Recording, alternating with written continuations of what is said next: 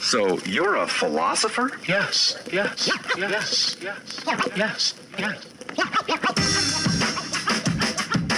I think very deeply. Hey, peace and blessings, everybody. Hey, have you ever seen someone and thought, he or she loves attention? Why do they love attention so much? But what if I told you that actually everybody do? We all love attention in our own type of way. And here's the thing about attention, it's not necessarily or actually that you love attention per se, but it is the human nature of the individual, of the man and woman, of the human being to want to be accepted. Why do I say that? You see, the human being, just like animals, just like dogs, just like cats, are social creatures. How do you know? Because you need to interact with likeness. Like a human being needs to interact with another human being. A dog needs to interact not only with another dog sometimes, but sometimes just with another animal. Another animal that they can play with. That's why if you have a dog and a cat in the same environment, or you raise them up together, how they're not enemies, they'll start playing with each other. Only thing that makes another animal or another creature an enemy of another, a lot of times is either if the animal sees the other one as food, or if the other animal sees the other animal as violating its territory. If it feels that the other animal is a threat to its existence. So that's what creates enemies most of the time. But naturally, our natural inner nature, our inner being causes us to gravitate to likeness. So it is our nature to want to be accepted, to want to interact with another human being, to want to be liked. You see, liked is just another form of being accepted. So to say another individual likes attention, it's really the other human beings like to be validated. Another human being likes to know that people value them. You know, value you for who you are, value you for whatever it is that's seemingly getting noticed or getting valued. So you found an individual that starts to dress a certain way, or starts to act a certain way, or starts to look a certain way.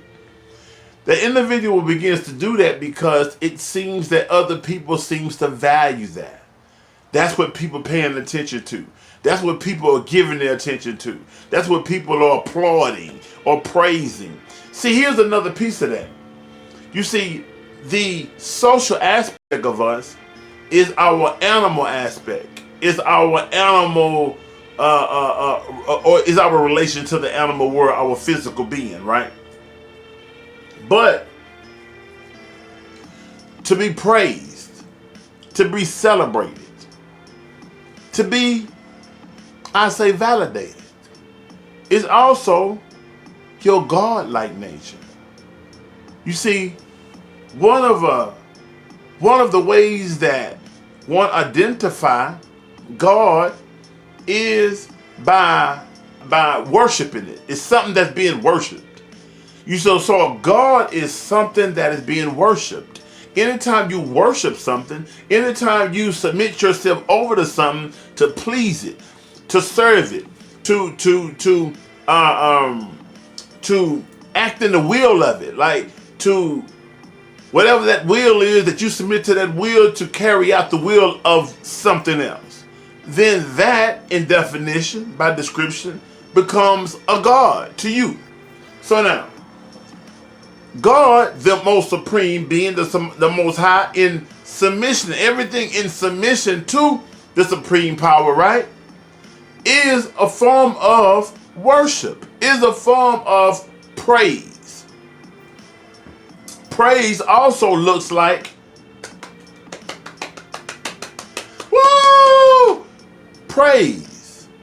Have you ever noticed how good it feels for a person to be genuinely grateful for what you do, who you are, especially when it's something that you value that you do? Have you ever noticed how you feel when you are genuinely appreciated?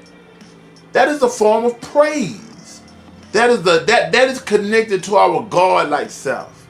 So when you think of an individual and you see someone and you say, well, that individual loves attention.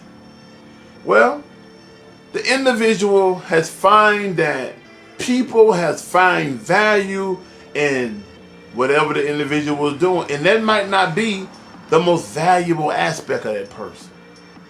The person is being celebrated, is being praised, is being valued for let's go as far as to say the wrong thing. A thing that has really very little to do with who that person really is. The person may be shape-shifting itself just to get praise, just to be accepted, just to be validated, just to become significant to others. But one thing for sure is that it is a natural human inclination.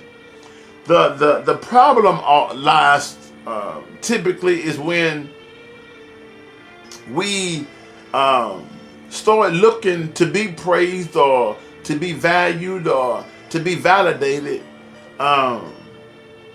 in ways that isn't necessarily conducive towards our well-being, conducive towards our survival, conducive towards the becoming one with the rest of humanity, the becoming one with the rest of creation. So anytime we do things that are more on a selfish side, then that is in conflict with becoming one with creation and also becoming one with bringing life or giving life to creation or to another human being.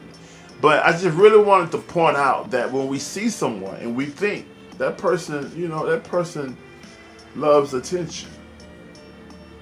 Well, how about we start trying to uplift the person in ways that we feel or see that they really need to be uplifted instead of uplifting them in the areas that they shouldn't be uplifted. And we can't give attention to foolishness. We can't give attention to bad and disrespectful acts. Whenever you entertain or give attention to foolery, then you're going to get more foolery. Because when they're not acting foolish, and we don't give it the same attention and praise, then you're going to get the opposite, that which gets the attention and praise, the validation, and so on and so forth. So I hope that all makes sense, and maybe I didn't explain that in the best way, but hopefully it was clear enough that you understood, and we have a different perspective, a broader perspective about when we see those who seems to want attention. Peace and blessings.